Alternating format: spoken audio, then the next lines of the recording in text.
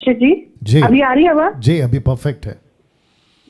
जी pastor जी, मेरी गवाही ये है, आज से 15-20 साल पहले की बात है पास्टर जी। जी मैं बहुत ही बुरी तरीके से बीमार हो गई थी जी और मुझे अर्थराइटिस की बीमारी हो गई थी जी पास्टर जी। जी और उस बीमारी ने मुझे इतना ऐसा कर दिया था पास्टर जी कि मेरे जोड़ों का दर्द रहता था बहुत ज्यादा, जी और मैं बेड पर आ गई थी, बिल्कुल जी बेड पर आ गई थी पास्टर जी। ना तो मैं गिलास पकड़ सकती थी, ना मैं कप पकड़ सकती थी, और ना ही मैं किसी के सहारे बिना सहारे उठ सकती थी पास्टर जी। जी। मैंने बहुत इलाज कराया पास्टर जी, लोगों से प्रेयर रिक्वेस्ट भी दी पास्टर जी, लेकिन मेरा कभी भी कुछ भी 19-20 भी मैं ठीक नहीं हुई पास्टर जी। हाँ, फिर मैंने खुद से प्रार्थना किया पास्टर जी, मैं बहुत रोई परमेश्वर के आगे।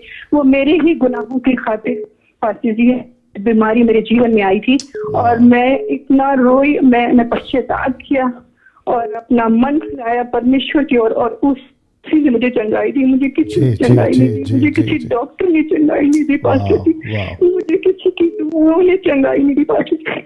और आज परमेश्वर ने मुझे इस लायक कर दिया कि मैं चलती फिरती जी हूँ, दौड़ती हूँ, भागती हूँ, काम करती हूँ पास्टर जी, जी और परमेश्वर का वचन भी सुनती और सुनाती हूँ मेरे जी। पास्टर जी। एक सेकंड रुक जाइए सिस्टर, आपने सुना इनको? देखिए ये होता है प्रार्थना, और ये होता है प्रार्थना का असर। आप जब खुद प्रार्थना करोगे, अभी मैं सुरेश भाई को वही समझा रहा था, या उन्होंने बातें जो कर रखी उस टाइम पे मैं यही कह रहा था, खुद प्रार्थना करो। आपको जब सत्य पता चल गया, आपको जब यीशु मिल गया ना, खुद प्रार्थना करो। यहाँ वहाँ इसको इसको बोलने से क्या फ़ायदा होगा? मैंने देखा है कि फेसबुक पे आजकल एक नया नाटक शुरू हुआ है कि रात को 11-12 के बाद आ जाते हैं कुछ सो कॉल्ड सेवक लोग, और आकर कहते हैं कि हमें प्रार्थना निवेदन भेजिए, हम आपके लिए इंतज़ार कर रहे हैं, आपको प्रभु जो है अभी चंगाई देगा, आप डिप्रेशन में हैं, आपको बीमारी है, डॉक्टर ने कह दिया इलाज नहीं होगा, आप अभी भेजिए। और नीचे चलते रहता है उनका अकाउंट नंबर, नोट किया होगा आपने, नीचे पतली से एक लाइन चलती रहती है जिसको कहते हैं स्क्रॉल, उसके ऊपर इनका कॉन्टैक्ट नंबर, इनका नंबर, अकाउंट नंबर, इनका नाम होता है, प्रार्थना निवेदन भेजो। मैं क्या करूं, मेरा मजबूरी है कि मुझे ये बोलना पड़ रहा है। इसके लिए वापस कहता हूं कि ये एक नया बिजनेस स्टार्ट किया है जिसको हिंदी में कहते हैं धंधा। एक नया बिजनेस स्टार्ट किया है कि प्रार्थना निवेदन भेजो, और लोग आजकल है ना इतने इमोशनल है मसीह लोग कि भावुक हो जाते हैं और कहते हैं कि अरे प्रभु का दास प्रार्थना कर रहा है तो लगता है कि प्रभु इनकी प्रार्थना ज़्यादा सुनेगा, जल्दी सुनेगा। याद रखिए, यीशु मसीह में कोई A grade, B grade, C grade, D grade, E grade का कोई क्रिश्चियनिटी का लेवल नहीं है। हम सब एक ही कैटेगरी में, एक ही श्रेणी में आते हैं, और वो है परमेश्वर का बच्चे, बेटा बेटी की कैटेगरी में आते हैं। कोई बड़ा पास्टर है तो उसकी ज्यादा सुनेगा, नॉनसेंस है, मूर्खता है। मैं रिपीट करता हूं, ऐसा कुछ नहीं है। याकूब की किताब 5वां अध्याय वचन 16-17 लिखा है, धर्मी जन की प्रार्थना। तो धर्मी कौन है? हम सब हैं। हम सब धर्मी कैसे हो गए? यीशु कहता है मत्ती 5:20 में कि शास्त्रीय फरीसियों की धार्मिकता से बढ़कर अगर तुम्हारी धार्मिकता नहीं है तो तुम उसके राज्य के योग्य नहीं है। तो शास्त्रीय फरीसियों की धार्मिकता से बढ़कर किसकी धार्मिकता है? यीशु की। यीशु की धार्मिकता बड़ी है ना, तो यीशु की धार्मिकता में मैं धर्मी हो गया, यीशु की पवित्रता में मैं पवित्र हो गया। तो ये कॉन्सेप्ट है। किसी के कहने पे मूर्ख बनकर उनके पीछे चले जाना, प्रार्थना निवेदन देते बैठना, बच्चों की, पति की, पत्नी की, माँ बाप की, नॉनसेंस है, मूर्खता है। वापस कह रहा हूं, इस बहन को सुनिए, खुद प्रार्थना करी और ठीक हो गई। आगे बोलिए सिस्टर। जी पास्टर जी, आज मैं पूरा विश्वास करती हूँ इस बात के लिए कि पास्टर जी, जो हम खुद प्रार्थना से मांग सकते हैं परमेश्वर से अपनी चंगाई या कुछ, वो सिर्फ और सिर्फ यीशु दे सकते हैं, और कोई नहीं दे सकता पास्टर जी, कोई नहीं दे सकता। क्योंकि मैंने बहुत लोगों से प्रेयर रिक्वेस्ट किया, मैंने अच्छे डॉक्टर्स को दिखाया, मैंने जितने भी कोई कुछ भी बोलता था मैं वही काम करती थी, लेकिन किसी का भी मुझे जरा सा भी आराम नहीं आया पास्टर जी। लेकिन मैंने जब अपने पापों को मान लिया और मैंने रोया और गिड़गिड़ाया परमेश्वर के सामने कि परमेश्वर आप मुझे एक बार चंगाई दे दीजिए, मैं अपने सारे बुरे कामों को छोड़ दूंगी और मैं सिर्फ और सिर्फ आपके पीछे चलूंगी पास्टर जी। प्रभु ने मेरी ऐसी सुनी कि मुझे उन्होंने पूरी रीति से चंगा किया, पूरी रीति से, मुझे कहीं पर। ओके सिस्टर, आपको मेरे बारे में कैसे पता चला? ये प्रोग्राम के बारे में कैसे पता चला? जी पास्टर जी, मेरे आपके बारे में मुझे मेरे पास्टर ने ही वो वीडियो भेजा था, और उन्होंने मुझे पहले तो वीडियो भेज दिया, और उसके बाद जब मैं आपको फॉलो करने लगी तो उन्होंने मुझे मना किया कि उनको फॉलो नहीं करना है क्योंकि वो कल्ट ग्रुप है और वो सही नहीं। पास्टर जी मैंने उनको एकदम मना कर दिया कि एक सेकंड रुक जाइए। देखिए इनके पास्टर ने बोला कल्ट ग्रुप है। मैं आपको बताता हूँ, शायद मैं अगले संडे आऊँगा इसी टॉपिक के ऊपर भी, मतलब जो मेरा टॉपिक है उसी में इसको कनेक्ट करूँगा। कल्ट ग्रुप को कहने के लिए कल्ट ग्रुप का नॉलेज होना चाहिए। लेट मी रिपीट अगेन, किसी को कल्ट ग्रुप बोलने के लिए कि ये ग्रुप कल्ट है, वो कल्ट ग्रुप को बोलने के लिए भी नॉलेज होना चाहिए कि मैं किसी को अगर कल्ट घोषित कर रहा हूँ तो मेरे पास में उसका ज्ञान होना चाहिए। मैं अगर कहता हूँ कि ये झूठा नबी है, ये फॉल्स प्रॉफिट है, तो मुझे वो फॉल्स प्रॉफिट का क्या कॉन्सेप्ट है वो नहीं पता, तो मैं किसी को फॉल्ट कैसे झूठा नबी कैसे कह सकता हूँ? नहीं कह सकता। तो मेरे को खुद को नॉलेज नहीं है। तो जो अभी इनके पास्टर ने कहा कि डैनियल राज का टीचिंग कल्ट है, तो मेरे को हंसी आती है कि उनका नॉलेज किस लेवल का है। कल्ट किसको कहते हैं पता है? जो पिता पुत्र पवित्र आत्मा को नहीं मानता उसको कल्ट कहते हैं। जो पवित्र आत्मा का अपमान करता है उसको कल्ट कहते हैं। जो पवित्र आत्मा के दानों को नहीं समझता, जिब्रिश को ऐड करता है, उसको कल्ट कहते हैं। जो स्वर्ग और नरक को नहीं मानता उसको कल्ट कहते हैं। जो पत्थरों की आराधना करता है उसको कल्ट कहते हैं। जो शैतान की पूजा करता है उसको कल्ट कहते हैं। डैनियल राज क्या करता है? वचन का प्रचार करता है, बाइबल का प्रचार करता है, पिता पुत्र पवित्र आत्मा को, ट्राइयून गॉड को प्रचार करता है, पवित्र आत्मा के दानों को कॉन्टेक्स्ट में लेना है, जिब्रिश और ग्लोसा डिफरेंस करता है, उसको सटीकता से बताता है, और ये कहते हैं मैं कल्ट हूँ। वाह भैया, न्याय के दिन मुलाकात होगी उस पास्टर के साथ में, मैं भी सामने खड़ा रहूंगा और ये भी खड़ा रहेगा, देखते डंडे किसके ऊपर पड़ेंगे। जी सिस्टर आगे बोलिए। जी जी पास्टर जी, फिर मैंने उनसे बिल्कुल कह दिया कि पास्टर जी की शिक्षाएं बिल्कुल खरी हैं और सही हैं। मैं आपकी तो मैं बिल्कुल चर्चा बिल्कुल। एक सेकंड और रुक जाए, मैं आपको बताता हूँ कि उनको क्यों तकलीफ होती है, मिर्ची क्यों लगती है, और वो मेरे से क्यों चिढ़ते हैं और मुझे ये नाम क्यों देते हैं। मैं आपको बताता हूँ। डैनियल राज क्या प्रचार करता है कि पैसा, दशमांश किसी के साथ जबरदस्ती मत करो। अब मैं ऐसा सिखाऊं कि जो भी दे अपनी मर्जी से दे, जो कि बाइबल कहती है 2 कुरिन्थियों 9:7 में, मर्जी से दे। निर्गमन 25:1 मर्जी से दे।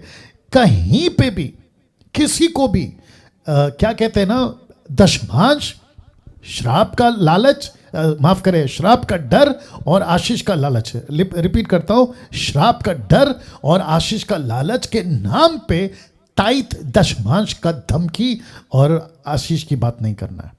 ऐसा सिखाता हूं तो मैं कल्ट हूं, कोई दिक्कत नहीं, मुझे बोल सकते हैं कल्ट। जी हाँ मैं कल्ट हूं। मैं कल्ट हूं क्योंकि मैं सही सिखा रहा हूं ना, तो मैं कल्ट हूं आपके हिसाब से, प्रभु के हिसाब से नहीं। और मैं कहता हूं कि जिब्रिश गलत है तो आप लोग मुझे कल्ट साबित करो, कोई दिक्कत नहीं, मुझे खुशी है, लेकिन प्रभु के हिसाब से मैं सही हूं। पौलुस को भी तो यही कहा ना, यीशु को तो भी यही कहा ना। यीशु को क्या कहा? इसके अंदर दुष्ट आत्मा है। Very good. किसकी अकल थी? शास्त्री फरीसियों की। क्या नहीं था? नॉलेज नहीं था। तो ऐसे लेबल अगर सही सिखाने के लिए मुझको मिल रहा है तो मैं प्रभु का धन्यवाद देता हूं। आगे बोलिए सिस्टर। जी पास्टर जी, क्योंकि वो खुद जिब्रिश बोलते हैं और तेल पानी पढ़ कर देते हैं लोगों को, तो मैंने उनको बोल दिया कि मुझे आपकी शिक्षाएं बिल्कुल भी सही नहीं लग रही हैं और मैं उन्हीं को फॉलो करूंगी, जो उनकी शिक्षाएं उन्हीं पर ही चलूंगी मैं। और मैं आपके चर्च भी नहीं आऊंगी और आपको भी, मैं समझ लीजिए मैंने पूरी तरीके से, मैंने और मेरे परिवार ने आपको छोड़ दिया है। तो उन्होंने बोला अगर आपके दिल में जरा भी 10-20% हम मेरे लिए कोई इज्जत है तो जरूर आप डैनियल राज के जो अगेंस्ट के वीडियो हैं वो जरूर देखना। तो मैंने उनको एक सेकंड मैं चाहता हूं आप देखो, बहुत ध्यान से सुनना। मेरे अगेंस्ट में जितनों ने भी वीडियो बनाई है ना, मैं चाहता हूं कि आप लोग देखो और आप भी देखिए सिस्टर, और देखने के बाद उनकी अंडरस्टैंडिंग, उनका परमेश्वर का वचन का नॉलेज किस लेवल पे है। एक आदमी ने कॉल किया था उनको मुंबई से, माफ करें महाराष्ट्र से, वो पास्टर मुझे कहता है, माइकल को कॉल किया था, वो कहता है कि पास्टर इनसे बात करके ऐसा लगता है कि आदमी पागल है। तो मैं चाहता हूं कि देखो और आपको खुद ही पता चल जाएगा, दूध का दूध और पानी का पानी। जी सिस्टर। जी फिर पास्टर जी हमने बिल्कुल उनको मना कर दिया कि ना तो हम आपके चर्च जाएंगे और ना ही आपसे कोई हमारी बातचीत होगी। बस पास्टर जी हमने उनको बिल्कुल छोड़ दिया है। बस हम सिर्फ और सिर्फ आपकी खरी शिक्षाओं को सुनते हैं पास्टर जी, और पूरी कोशिश करते हैं कि परमेश्वर के वचन पर चलें और जैसा पर आप हमें सिखा रहे हैं हम उसी पर चलें। और आप दिल्ली से है ना सिस्टर? जी। आप दिल्ली से है ना? जी जी जी। हाँ मैं जानता हूँ वंडरफुल। आप चिंता बिल्कुल मत करो, आप ही नहीं मैं सबको कह रहा हूँ, जिसने खरी शिक्षा के लिए अपना स्टैंड लिया है, आपको किसी से नहीं डरना है। आपको हर चीज़ की मुहैया, आपको हर चीज़ की बैप्टिज्म, डेडिकेशन, मैयत, शादी, A to Z मसीह मंथन के प्लेटफॉर्म से आपको मिलता रहेगा। और अगर नहीं है तो प्रभु साथ में खड़ा है, क्योंकि आप लोगों ने सच्चाई के लिए स्टैंड लिया है, तो किसी के बाप से नहीं डरना है। आगे बोलिए सिस्टर। जी पास्टर जी, मेरा एक क्वेश्चन है। जी बोलिए। जी, मत्ती की किताब से पास्टर जी 12वां अध्याय जी और उसके 48 आयत है। ये सुनकर उसने कहने वालों को उत्तर दिया, कौन है मेरी माता और कौन है मेरे भाई? जी। और अपने चेलों की ओर अपना हाथ बढ़ाकर कहा, देखो मेरी माता और मेरे भाई ये हैं। तो मेरा क्वेश्चन ये था पास्टर जी, क्या वो अपने भाई और अपनी माता को भाई और माता नहीं समझते थे? गुड क्वेश्चन, बहुत अच्छा प्रश्न है। तो जितने दर्शक हैं मैं आपको भी बता दूं कि जीसस, यशु कभी किसी का अपमान नहीं करता और ना ही कभी करेगा। ऑफ कोर्स वो खुद ही परमेश्वर है, क्या करेगा, है ना। परमेश्वर ने ये रिलेशंस बनाए, पति पत्नी का, बच्चे माँ बाप का, भाई बहन का, दोस्त का, पड़ोसी का, रिलेटिव्स का। ये निर्गमन की किताब, माफ करें, या मूसा की मिनिस्ट्री में ये सारी बातें दी गई हैं। वो परमेश्वर खुद कैसे इनकार करेगा। यीशु का कहने का कॉन्टेक्स्ट वहाँ पे लिखा हुआ है। यीशु कहता है, और देखो सब कुछ नहीं लिखा है ना कि क्या हुआ था, क्या कहा था। उनके घर के लोग तो यीशु को पागल कहते थे कि इसका चित्त ठिकाने पे नहीं है, मतलब ये सेंस में, आउट ऑफ सेंस में ऐसा बोलते थे। तो जीसस को पता था कि क्या घर से आ रहा है, क्या बैकग्राउंड है, उनकी क्या सोच है। यीशु तो अंतर्यामी थे और हैं भी और आगे भी है, क्योंकि वो परमेश्वर है। तो वो जान जाते थे कि ये घर के बाहर क्यों खड़े हैं। वो इसलिए नहीं खड़े हैं कि अरे बेटा बाहर आ, हमें तुझे मिला, नहीं, ऐसा नहीं था। अलग मकसद था, उनका इंटेंशन अलग था। तब जीसस ने कहा कि मेरे माता पिता भाई बहन वही है जो पिता का वचन का आदर करता है या वचन पे चलता है। ये ऐसा है। बट जीसस सबको प्यार करते हैं और ये कभी नहीं सिखाते कि हम माता पिता का, भाई बहन का, या है ना, उसका तिरस्कार करें। ये ऐसा नहीं है सिस्टर। जी जी जी, I hope you understood. Thank you, right, God bless you.